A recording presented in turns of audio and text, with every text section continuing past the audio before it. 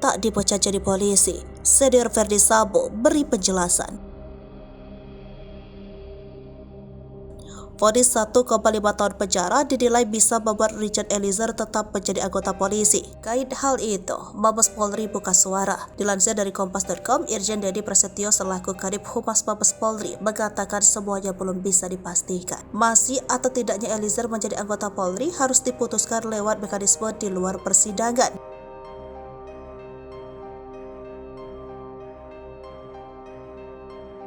Terkait vonis untuk Eliezer, Dedi mewakili institusi kepolisian menyebut menghormati keputusan hakim. Sementara itu, Reza Indragiri Amril yang merupakan ahli psikologi forensik dan peneliti asal Indonesia Institut menyebut seorang polisi tetap bisa menjadi polisi jika vonis untuknya tidak lebih dari 2 tahun penjara. Sebelumnya, Rodi Telepesi yang merupakan penasihat hukum Eliezer menyebutkan kliennya masih punya peluang menjadi anggota Brimob.